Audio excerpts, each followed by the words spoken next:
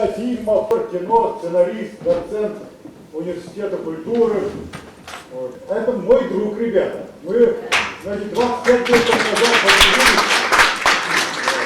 Вот через 25 лет увидел его, мы тогда встретились в 5 часов утра. Я работал дворником, он был артистом театра, по-моему, да? И вот в 5 часов утра мы песни пели. Он поет так, что вы сами слышите. Но сегодня я встретил его тоже в 5 часов утра в самолете.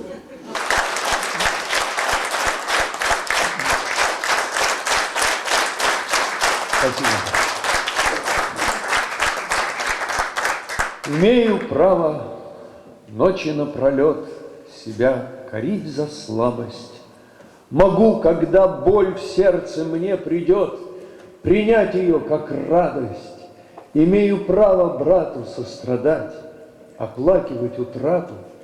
Могу среди общеизвестных дат одну отметить дату и в светлый день 7 января отдать любовь простору и никому о том не говоря, молиться по-простому и радоваться истинам простым, молчать среди раздоров.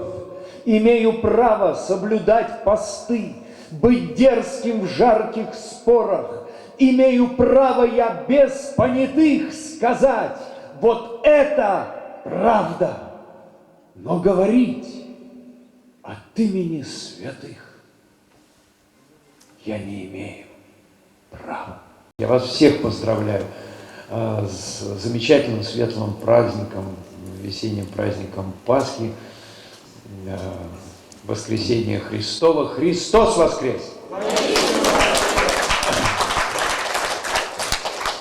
У меня однажды была встреча в Париже, и одна дама, которая преподавала русскую литературу во французской школе, я сказал, вот стихи Владимира Набокова, она сказала, Набоков писал только романы, сказала, педагог по литературе.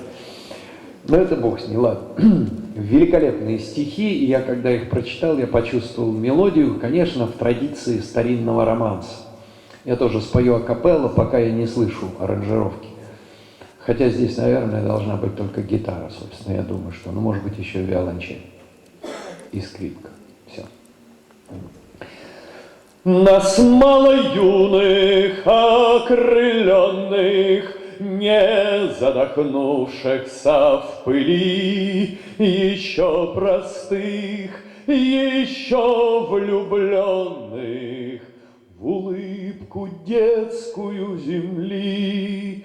Мы только шорох старых парков, мы только птицы, мы живем в очаровании пятен ярких, в чередовании звуковом, в очаровании пятен ярких, в чередовании звуковом.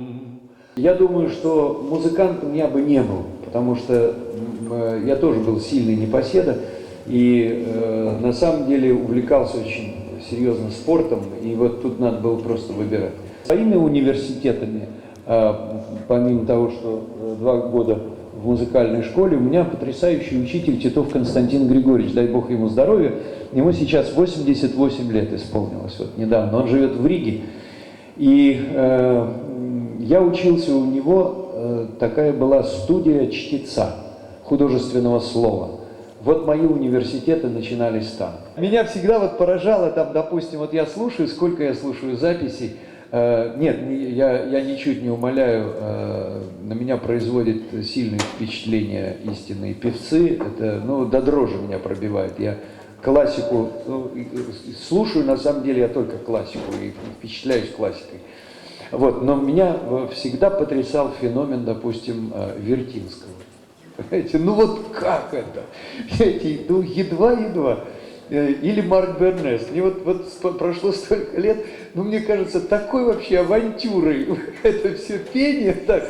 А на самом деле, представляете, вот что это за чудо? Тогда, когда есть искренняя интонация, и она компенсирует все. Там, может быть, и ни музыкального образования нет, и ни голоса нет, ничего. А все-таки вот что-то есть особенное. Не так давно в городе Калуге, это было, по-моему, в прошлом, правда, году, был фестиваль семейного фильма. Как-то так название такое, ну, очень скромное. И вот я был счастлив тому обстоятельству, что я там оказался.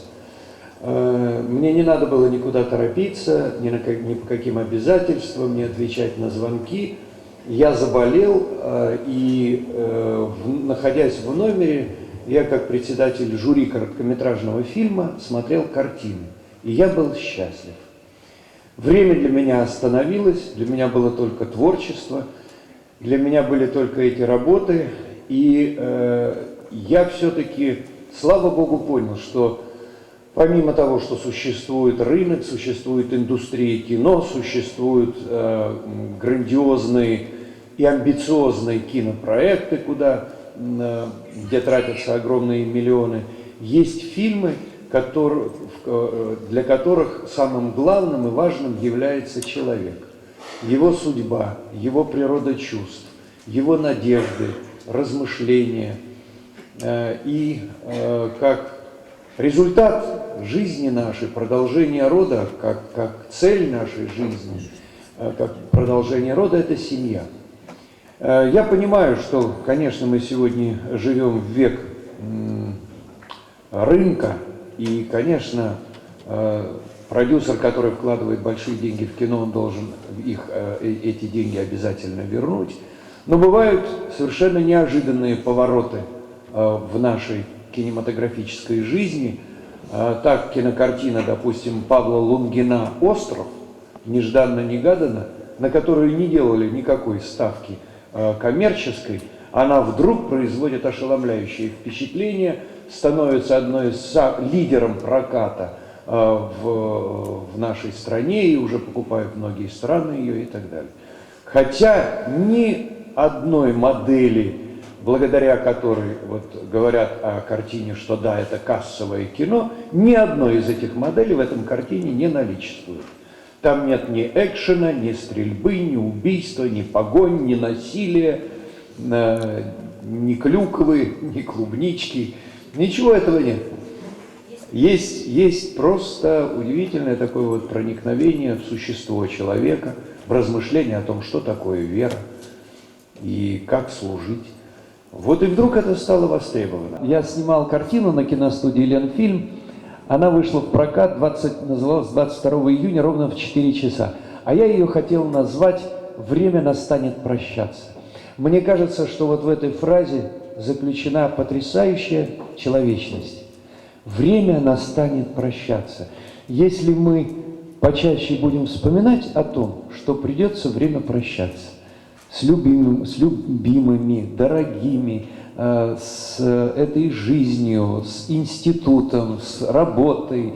То есть, иными словами, если это понимать, то тогда, представляете, какая ценность возникает жизни именно этой минуты, этого мгновения, нашего общения с вами сегодня.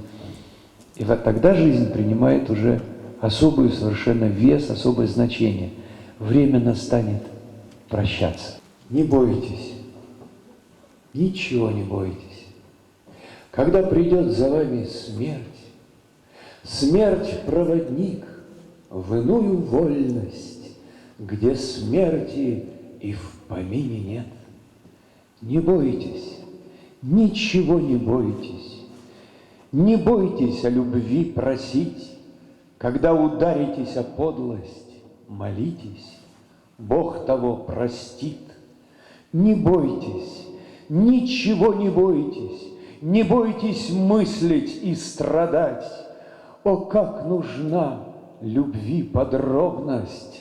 Не бойтесь все друзьям отдать, не бойтесь, ничего не бойтесь, не бойтесь верить и любить. О, как нужна любви подробность, чтоб жизнь за все благодарить.